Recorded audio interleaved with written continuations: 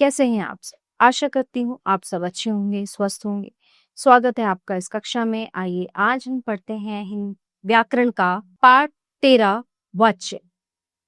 वाच्य क्या होता है? वाच्य में कर्ता, क्रिया और कर्म के बारे में हम जानते हैं कि कर्ता क्या कार्य कर रहा है, क्या क्रिया कर रहा है। कर्ता, क्रिया और कर्म, यानी उसमें कर्ता जो व्यक्ति कार्य कर रहा है ना, क्या काम वो कर रहा है और किस समय में कर रहा है। तो वाच्य का अर्थ है बोलने का विषय। अतः क्रिया का वह रूप जिसे ये पता चलता है कि क्रिया के केंद्र में कौन है। कर्ता जो कार्य कर रहा है, कर्म जिस पर कार्य हो रहा है, या भाव, केवल कार्य का भाव वाच्य कहलाता है। जैसे अब यहाँ पे आप उदाहरण देखिए, पूजा गीत गा रही है, पूजा से गीत गवाया जा रहा है और पूजा से गीत गाया जाता है। आकाश पतंग उड़ाता है और आकाश से पतंग उड़ाई जाती है और आकाश से पतंग उड़वाई जाती है। तो उपयुक्त वाक्यों में रंगीन शब्दों से ये पता चल रहा है कि क्रिया के रूप, लिंग, वचन का प्रयोग या भाव किसके अनुसार किया गया है। इसे ही वाच्य कहते हैं। अब हम बात करते हैं परिभाषा की, कि क्रिया के जिस रूप से ये पता चले कि क्रिया का मुख्य विषय कर्ता है, कर्म है अथवा भाव है, उसे वाच्य कहते हैं। वाच्य के भेद, वाच्य के 3 भेद होते हैं: कर्तृवाच्य, कर्मवाच्य और भाववाच्य। सबसे पहले कर्तृवाच्य है, जिन वाक्यों में कर्ता के बारे में कुछ बताया जाता है तथा क्रिया का सीधा और मुख्य संबंध कर्ता के साथ होता है, वह कर्तृवाच्य होता है। जैसे खिलाड़ी खेल रहे हैं, मितुल को बुखार आ रहा है। उपयुक्त वाक्यों में खेल रहे हैं तथा आ रहा है क्रियाएं हैं जिनका संबंध खिलाड़ी तथा मितुल कर्ताओं के साथ है। कर्मवाच्य, जिन वाक्यों में कर्म की प्रधानता होती है तथा क्रिया का मुख्य संबंध कर्म के साथ होता है।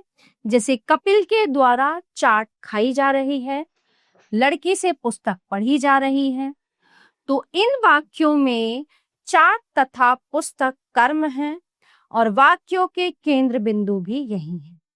अतः ये कर्मवाच्य के वाक्य हैं। फिर है भाववाच्य।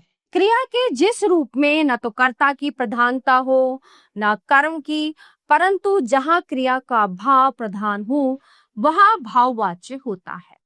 जैसे बुढ़िया से आगे नहीं चला जाता, शोर में नहीं सोया जाता। ठीक है।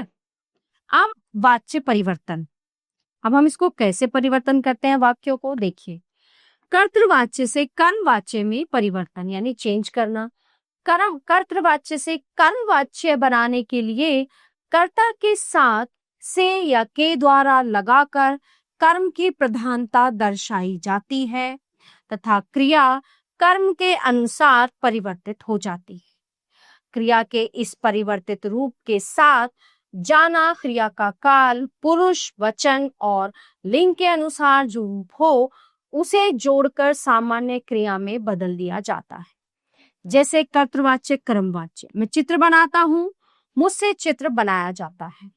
राहुल झाड़ू लगाता है, राहुल द्वारा झाड़ू लगाई जाती है। विशाल पेड़ लगाता है, विशाल द्वारा पेड़ लगाया जाता है। लड़कियों ने गाना गाया, लड़कियों द्वारा गाना गाया गया।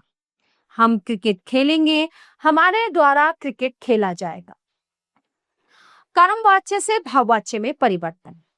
कर्तृवाच्य से भाववाच्य में परिवर्तन करते समय क्रिया को अन्य पुरुष एक वचन में कर दिया जाता है तथा कर्ता के साथ जोड़ा जाता है। क्रिया को सामान्य भूत में बदल दिया जाता है और काल के अनुसार जाता क्रिया का रूप जोड़ दिया जाता है। जैसे हिरन तेज भागता है, हिरन से तेज भागा जाता है। वह खाता नहीं है, उससे खाया नहीं जाता। चिड़िया आकाश में उड़ती है और चिड़िया से आकाश में उड़ा जाता है।